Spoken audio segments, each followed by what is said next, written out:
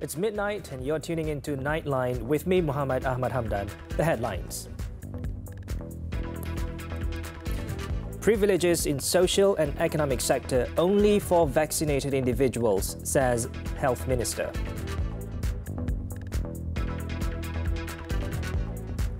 Four-day water disruption for nearly 1,000 Klang Valley areas in October.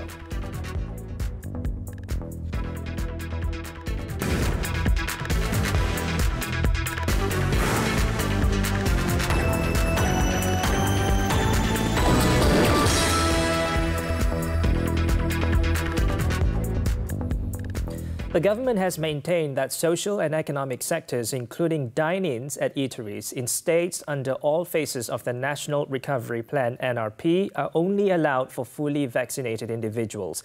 Health Minister Khairi Jamaluddin said this decision was made to ensure people's safety, strengthen the country's public health system, speed up the reopening of the country's economy, and ensure that the government's effort to transition into the endemic phase is done safely.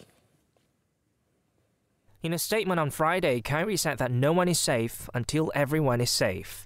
He said based on the latest developments in the state's NRP phase transition and taking into account the dominance of the Delta variant at 94.9% in the country, the cabinet meeting on Friday has agreed that each privilege previously announced is implemented on the condition that full vaccination applies for all phases of the NRP.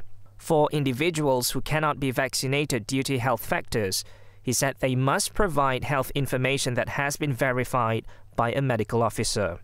The Health Minister added that details on the Standard Operating Procedures (SOPs) of the NRP will be announced by the National Security Council in the near future.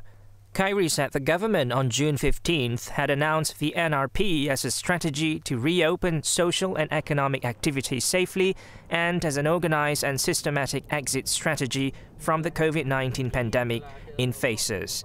He said the three main aspects in managing the pandemic were public health and safety, balancing the people's economy and business sustainability, and the people's well-being in the context of social norms, including their mental and emotional health. The success of bringing the country out of this pandemic does not only depend on the efforts and strategies of the government, but also very much depends on the community's compliance levels to the set SOPs. The Health Ministry has given its conditional approval for the use of the CoronaVac COVID-19 vaccine for adolescents. The Chinese brand produced by China's Sinovac Life Sciences Company Limited and Malaysia's Pharma-Niaga Life Sciences Sdn Bhd is the second COVID-19 vaccine approved for use on children aged 12 onwards. Currently, the government is using US brand Pfizer for its adolescent inoculation drive that started last month. In a statement, Health Director General Tan Sri Dr. Nur Hisham Abdullah said CoronaVac is suggested for use on adolescents with comorbidities, allergies, and for those who cannot receive the Pfizer brand. He added that evaluation for the use of CoronaVac in adolescents with comorbidities will continue once sufficient data is submitted. Malaysia has been ramping up its COVID-19 vaccination that started in February. The Health Ministry's latest figures as of Thursday show that for adolescents, 52,774, or 1.7%, those aged between 12 and 17 have completed their vaccination. Now, there will be a scheduled water disruption affecting 998 areas in 7 districts in Selangor starting at 9 a.m. on Wednesday. The disruption is due to upgrades and maintenance of critical assets, which would temporarily cease the operation of the Sungai Selangor Water Treatment Plant Phase 1. Pengurusan Air Selangor Sdn Bhd said that works are expected to be completed at 9 p.m. on October 16th. Water supply will be channeled to users in stages from 5 p.m. on October 14th after maintenance and upgrading works are done and water supply distribution system have been stabilized. Air Selangor said the works had been delayed from the original schedule in 2019 and 2020 due to the raw water source pollution incident that caused large-scale water disruption in Klang Valley. A total of 105 water tankers will be mobilized to the affected locations. Priority will be given to critical premises such as hospitals and dialysis centers. Selangor will also prepare 18 public water taps for affected residents. In other news, the Yang di-Pertuan Agong Al-Sultan Abdullah Riayatuddin Al-Mustafa Billah Shah granted an audience to the United Kingdom Chief of Defence Staff General Sir Nicholas Carter on Wednesday. Istana Negara said during the 45-minute meeting, Al-Sultan Abdullah and Carter shared their experiences as cadet officers at the Royal Military Academy Sandhurst that they both attended. It said His Majesty and Carter also discussed bilateral defence relations between Malaysia and the UK, as well as a continuous improvement of cooperation between the two countries in the aspects of training and defence. Through a posting on its Facebook page on Friday, Istana Negara said among other current matters also discussed were the COVID-19 pandemic, humanitarian issues, the defence industry, regional security, and the latest developments in Afghanistan. Malaysia will be conferring the Knight Grand Commander of the Order of Military Service Award on Carter as an appreciation of his roles in increasing bilateral relations between Malaysia and the UK in the field of defence. Resetting the economy, restoring the well-being and the prosperity of the Rakyat, ensuring that no one is left behind, enhancing the nation's competitiveness, the enablers and game changers to achieve a high-income nation goal. The start of a new phase in Malaysia's development journey. Minister in the Prime Minister's Department for Economy, Datuk Sri Mustafa Muhammed, speaks with Money Matters this Saturday at 5 p.m. only on TV3. Media Prima Berhad on Friday announced the appointment of Rafiq Razali as its Group Managing Director. Rafiq has comprehensive experience in business development and strategic planning. His track record includes establishing and scaling startup companies related to digital and information technology. Rafiq has been at the forefront of the group's transformation efforts, having played a key role in the operational improvement and digitalization initiatives across all platforms since 2016. The group also announced the appointment of Rosli Sabaruddin as Group Chief Financial Officer, effective immediately. Rosli first joined MPB in 2012, where his scope of responsibilities included Financial Controller for Media Prima Television Networks and Primeworks Studios. Meanwhile, Chairman Datuk Sri Dr. Syed Hussein Al-Junid said the time is right to pave the way for a new leadership team. He also said both Rafiq and Rosli have been pivotal in driving the group's positive results in recent months.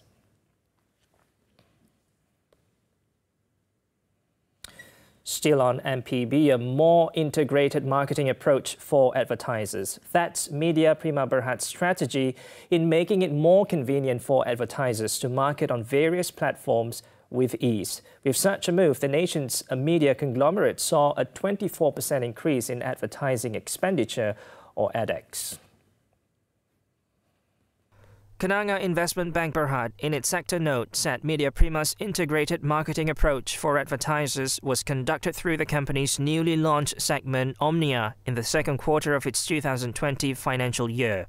The research firm also noted that the favourable outcome is also due to improved margins as a result of cost-cutting exercises in the broadcasting and publishing segments in the same period. As for media players in general, Kenanga was also optimistic of their results in the second half, primarily in the fourth quarter of this year, attributing it to the gradual easing of COVID-19 standard operating procedures (SOPs) for fully vaccinated individuals and the reopening of the economy in the third quarter. Kenanga said with the SOPs being relaxed for the creative industry, this allows the resumption of film production, which would also benefit Media Prima's Primeworks Studios, therefore helping to bump up its content creation segments moving forward. Istimewa Perdana Menteri ke-9 Malaysia. Krisis ini telah menyatukan kita semua. Mari kita kumpulkan seluruh tenaga di sebelah sini dan di sebelah sana. Mencungkil persamaan dengan tidak lagi menggali perbezaan. Kita perlu bersepakat untuk menyelamatkan keluarga kita, iaitu keluarga Malaysia. Saksikan eksklusif bersama Perdana Menteri Datuk Seri Ismail Sabri Yaakob, Ahad 9 malam di saluran-saluran berikut. Former UMNO Supreme Council member Atoloman Nur Adam has claimed trial at the Kuala Lumpur Sessions Court to 2 charges of spreading false news about vaccines and the spread of COVID-19.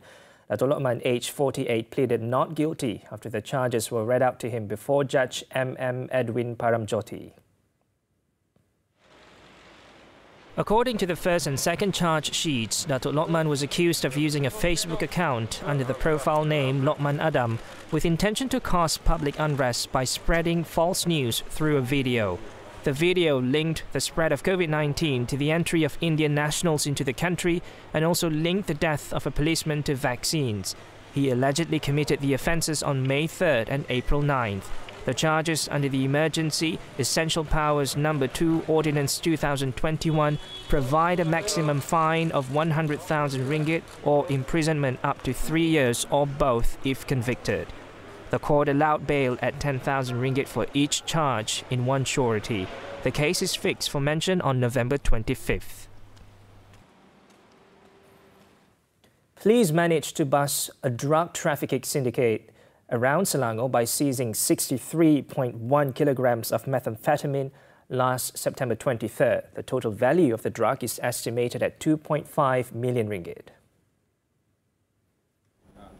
According to Selangor Deputy Police Chief Datuk Syahrul Lali Masduki, police also seized cash worth 126,000 ringgit and 5 vehicles, bringing the total value of seizure to 716,000 ringgit. 8 individuals were detained, including a Thai woman and a Vietnamese woman.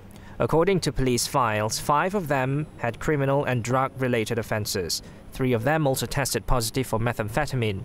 The suspects have been remanded from September 24th to October 4th to facilitate probe. The case is being investigated under the Dangerous Drugs Act 1952, which carries the mandatory death sentence upon conviction.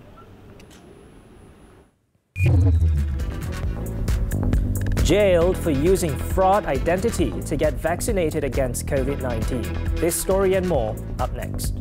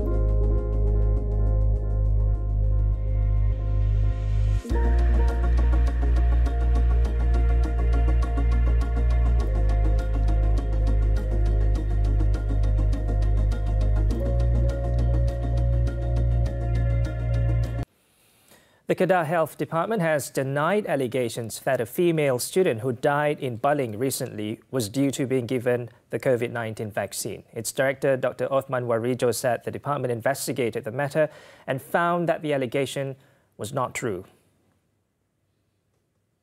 In a statement, Dr. Othman said an autopsy revealed that the girl died due to a ruptured thoracic aneurysm and had nothing to do with the COVID-19 vaccine injection. He explained that investigations found that the girl was a Seizure Pelajaran Malaysia SPM graduate and no longer a student. The girl received a single dose of the COVID-19 vaccine on September 5, 2021 and died on September 25th after complaining of stomach pain. The department also extended its condolences to the family of the deceased and advised the public to not believe unconfirmed news on COVID-19 and the COVID-19 vaccine. And this story is about using fraud identity to get vaccinated against COVID-19. For this, an Indonesian woman was sentenced to 9 months in jail, while a COVID-19 vaccination centre PPV manager was fined 1,700 ringgit. The duo, Nela, 29 years old, and Chong Di Lun, age 52, were hauled to the Ayakuro Magistrates Court on Friday. Magistrate Izwan Muhammed handed out the sentence after both pleaded guilty to the offence.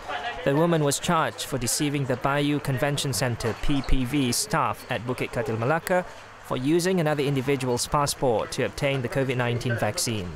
The offence was committed on August 22nd and September 12th at the PPV. Nela was charged under the Immigration Act with entering and staying in the country without valid documents, while Chong pleaded guilty after failing to provide the information on the presence of Nela, who was suspected of using another individual's passport. She was charged under the Penal Code, which provides for 6 months imprisonment or a fine of 2,000 ringgit or both if convicted. In the same proceedings, an egg factory manager, 50-year-old Yong Yu Ming, pleaded not guilty to charges of abetting to deceive the same PPV staff. Yong was charged under the Penal Code, which carries a jail term of 7 years or a fine or both if convicted. The court allowed him bail of 5,000 ringgit and set the next mention on November 10th.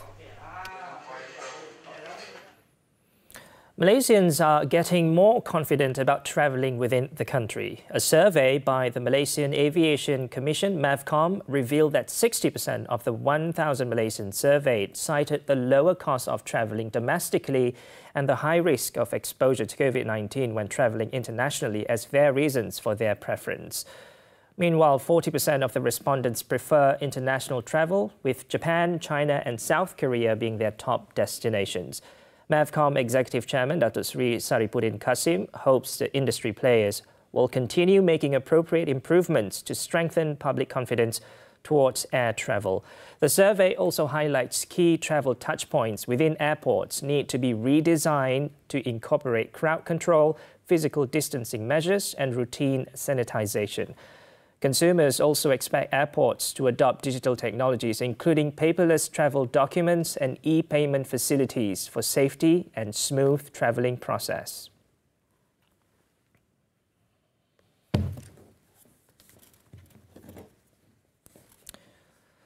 Zoo Negara is one of the sectors that have been affected by the COVID-19 pandemic. The zoo management has been training and preparing its staff to make sure that everything is perfect for visitors on the first day of its reopening on Friday. To make it its reopening special, the National Zoo has been offering discounts and promotions to welcome visitors. Nightline's Hakim Azman has the details. After months of closure due to COVID-19 lockdown restrictions, Zoo Negara is finally reopened to visitors on Friday. This reopening is on the back of the announcement that Klang Valley has transitioned into Phase 2 of the National Recovery Plan on September 10 this year. Many of the visitors were already queuing up as early as 8 a.m. to get their tickets. According to the zoo, almost 1,500 visitors were recorded on Friday, and over the weekend, the figure is expected to be around 10,000. We give 20% discount to all the visitors to come to Zoo Negara, and first 500 picked-up visitors, we are giving them 3 months of free entrance from January to February next year, excluding Saturday and Sunday. The main attraction of the reopening on Friday is the new giant panda cub born in May this year.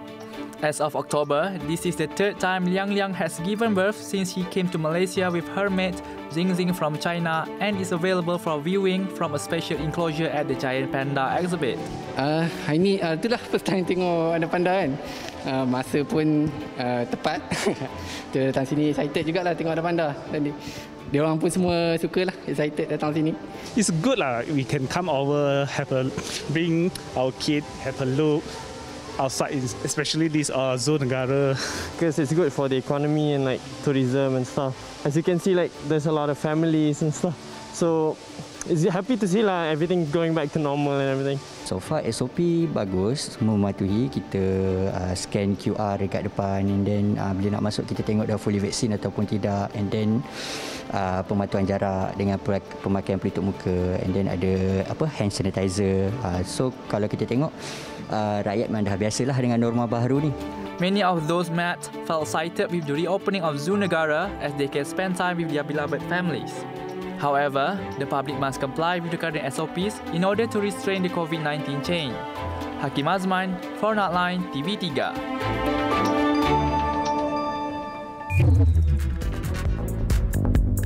Coming up, drug maker says experimental pill can reduce COVID-19 deaths by 50%. We'll be right back with the details.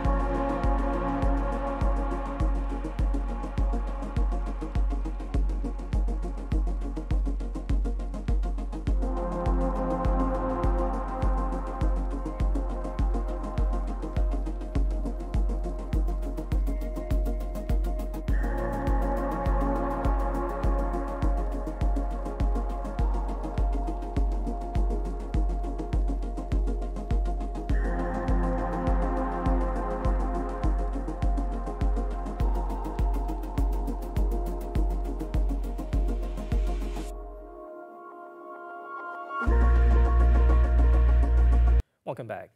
Drug maker Merck on Friday said its experimental COVID-19 pill reduced hospitalizations and deaths by 50% in people recently infected with the coronavirus. The company will soon ask health officials in the US and around the world to authorize its use. Although the study results were released by the company, they have not been peer-reviewed. If cleared, the drug would be the first pill shown to treat COVID-19, a potentially major step forward in global efforts to control the pandemic. An independent group of medical advisors monitoring the trial recommended stopping it early because the interim results were so strong. A pill that could be taken at home could keep many patients out of the hospital, easing the pressure on healthcare workers. It could also help curb outbreaks in lower-income countries that don't have access to the more expensive infusion therapies.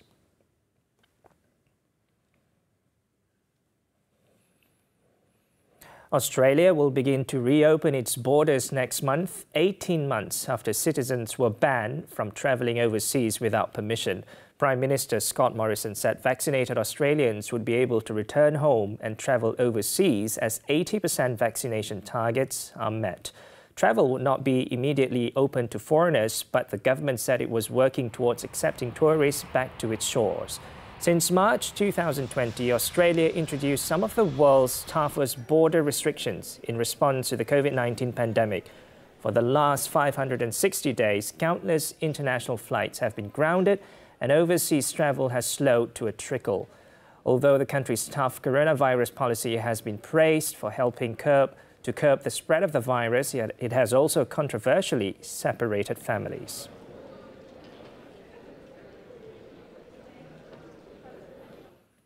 International boxing champion Manny Pacquiao has formally filed his candidacy for president of the Philippines as the country kicked off its election season Friday.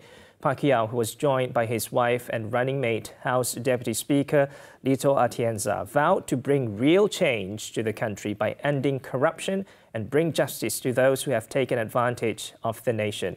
The former boxer belongs to the ruling party PDP Laban, headed by President Rodrigo Duterte.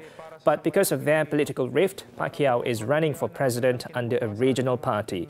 A successor to Duterte, who is constitutionally barred from seeking a second 6-year term, will be elected in the ballot that is expected to draw more than 60 million voters. Aside from the presidency and vice presidency, more than 18,000 national, local and congressional posts will be contested in the elections in May next year.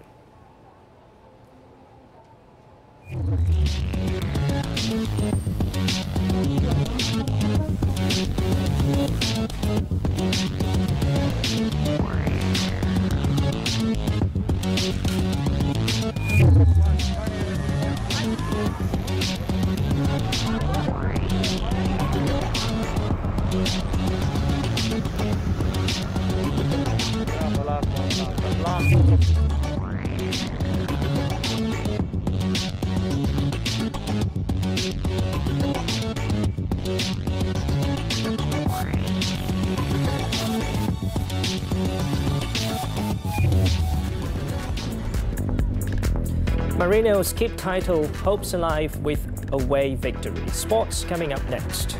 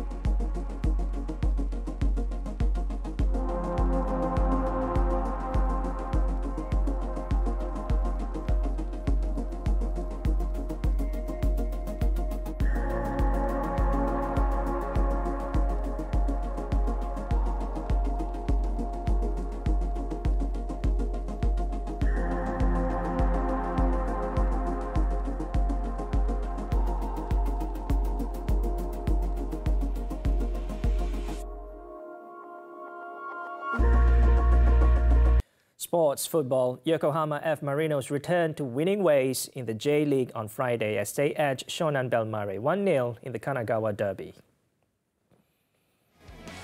Dyson Maida's 66-minute finish was enough for Kevin Muscat's Chargers to secure the much-needed 3 points. With the win, F. Marinos are now on 69 points, 9 behind leaders Kawasaki Frontale, with 7 more matches to play.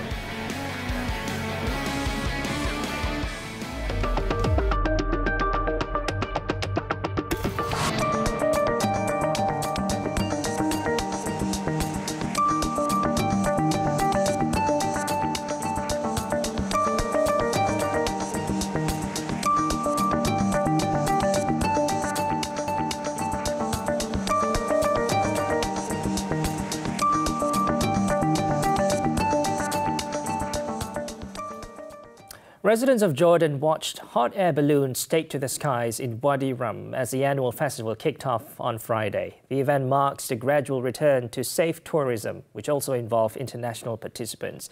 Take a look as we wrap up Nightline. I'm Muhammed Hamdan. Take care.